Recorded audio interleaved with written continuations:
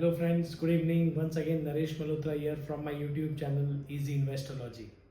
दोस्तों 3 दिन पहले मैंने एक वीडियो बनाया था जिसमें निफ्टी के 25,000 पहुंचने की मैंने आपको बधाई दी थी और अब 3 दिन बाद मैं एक वीडियो बना रहा हूं जिसमें निफ्टी करीब 1000 पॉइंट करेक्ट हो चुका है और 24,000 के आसपास पहुंचा है। अब इसका रीज़न क्या है, 1000 पॉइंट की करेक्शन क्यों आई निफ्टी में, कैसे आई, क्या बड़े मुख्य कारण हैं, ये सब चीज़ों के ऊपर डिस्कस करने के लिए मेरा आज का वीडियो, जितना हो सके इसको शेयर करें। सो दोस्तों 4 बड़े रीज़न जिसके वजह से हमने देखा निफ्टी में या सेंसेक्स में बड़ी गिरावट आई। निफ्टी करीब करीब 1000 पॉइंट टूटा है 2 दिनों में, फ्राइडे और मंडे के ट्रेडिंग सेशन में। सेंसेक्स भी करीब करीब 3 से 3,500 पॉइंट 2 दिन में टूटा है। सो अब क्या बड़े रीज़न थे उसको जानते हैं। तो सबसे पहला जो सबसे बड़ा रीज़न था जिसके वजह से सारे ग्लोबल मार्केट्स करेक्ट हुए, हालांकि इंडियन मार्केट्स कम करेक्ट हुए हैं, करीब 3.5 से 4% का करेक्शन इंडियन मार्केट्स में आया।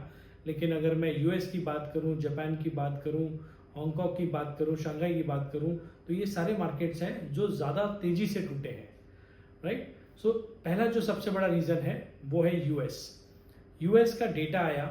यूएस का जो अनएम्प्लॉयमेंट डेटा है वो काफ़ी बढ़कर आया है, करीब 4.3% का डेटा आया है जो पहले काफ़ी कम हुआ करता था।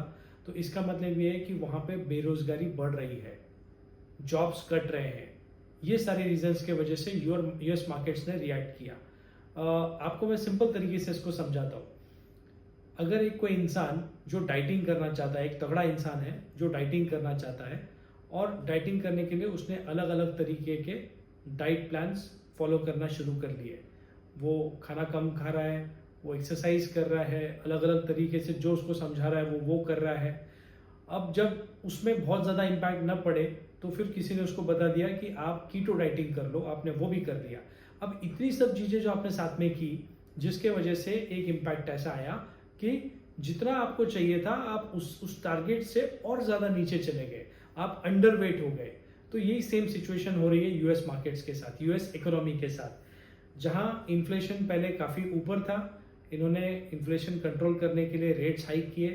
रेट हाइक काफ़ी टाइम तक रेट हाइक करते रहे, उसके बाद में बहुत टाइम तक उसको ऊपर बनाए रखा और उस वजह से आज ये सिचुएशन है कि जहाँ पे ऐसा लग रहा है कि यूएस मार्केट शायद रिसेशन में जाएगा। हालांकि ऐसा कुछ होने वाला नहीं है, रिसेशन में तो नहीं जाएगा, बट माहौल वैसा बन रहा है कि यूएस मार्केट रिसेशन में जा सकता है और उसी के ऊपर ये नेगेटिव इम्पैक्ट मार्केट पे पड़ा है। ये था सबसे बड़ा रीज़न। दूसरा बड़ा रीज़न जो है वो है इजराइल और ईरान के बीच में टेंशन। हम सब जानते हैं कि ऑलरेडी वॉर चालू है इन दोनों कंट्रीज के बीच में, बट 2-3 दिन पहले एक अमेरिकन एक्सपर्ट्स ने कहा था कि एक बड़ा चांस है कि ईरान एक बड़ा अटैक इजराइल के ऊपर करे।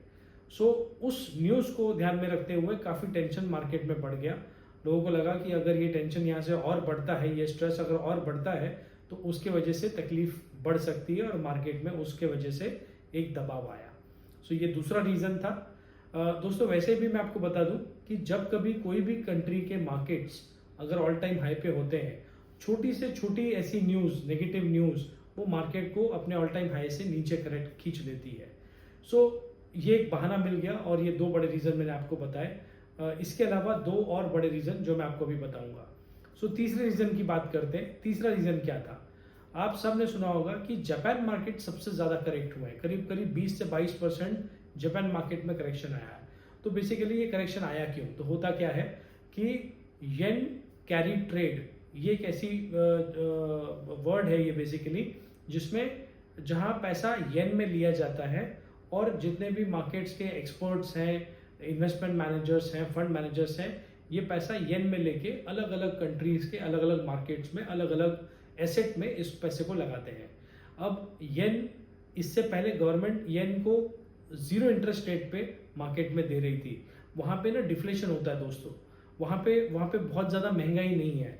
जैसे इंडिया में आज जो रेट, मैं इंटरेस्ट रेट की बात करूँ तो 6-6.5% के आसपास चल रहा है, वहाँ पे इंटरेस्ट रेट 0% पे है। तो जिसकी वजह से वहाँ पे जो पैसा आगे चलाते हैं वो लोग 0% पे चलाते हैं।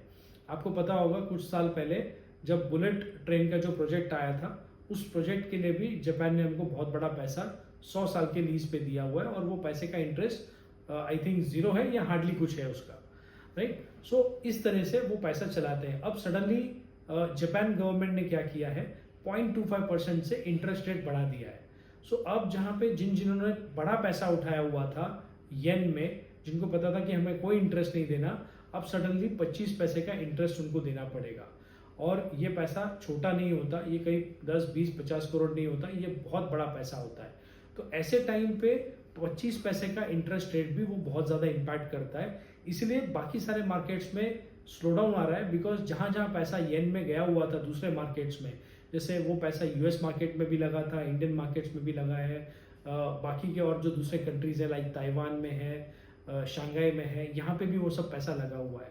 तो अब जब वहाँ पे इंटरेस्ट रेट बढ़ गए तो ये जो सारे इन्वेस्टमेंट मैनेजर्स हैं ये उस पैसे को रिडीम करके वो स्टॉक्स को बेच के वो पैसा वापस करेंगे। तो उस वजह से मार्केट्स में स्लो डाउन आया है, और ये चारों तरफा सारे ग्लोबल मार्केट्स में इस बड़े एक रीजन की वजह से करेक्शन आया है। चौथा बड़ा रीजन वो ये है, आप दुनिया के सबसे बड़े इन्वेस्टर वॉरेन बफेट को जानते हैं।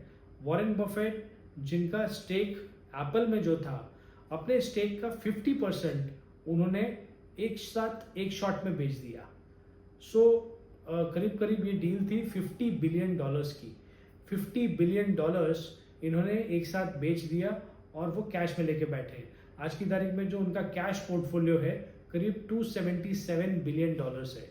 इसका मतलब इससे बहुत सारे लोग एक्सपर्ट्स ये मानते हैं कि अगर वॉरेन बफेट जैसे जो नंबर 1 इन्वेस्टर हैं वो अगर $277 बिलियन कैश में लेके बैठते हैं तो इसका मतलब मार्केट में शायद कुछ बड़ा करेक्शन आने वाला है। एंड यही रीजन से मार्केट ने नेगेटिव रिएक्ट किया। सो ये 4 बड़ी रीजन है जिसकी वजह से हमने देखा मार्केट में, और सिर्फ इंडियन मार्केट में नहीं, सारे ग्लोबल मार्केट्स में बड़ा करेक्शन आया है। तो अगर आप मुझसे पूछें कि इस बड़े फॉल का इंडियन इकोनॉमी या इंडियन मार्केट्स पे क्या फर्क पड़ेगा, सो दोस्तों जैसे हमने देखा कि ये सारे जो रीजंस थे ये सारे ग्लोबल रीजंस थे, यूएस के वजह से या फिर जापान की वजह से ये सारे इश्यूज आए थे।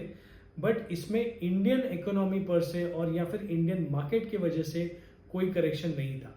सो ये short term correction Indian markets में हो सकता है। ऑफकोर्स यूएस मार्केट टूटेंगे तो इंडिया पे इम्पैक्ट पड़ता ही है, ग्लोबल मार्केट टूटेंगे तो इंडिया पे इम्पैक्ट पड़ता है, बट ये इम्पैक्ट बहुत शॉर्ट टर्म रहेगा।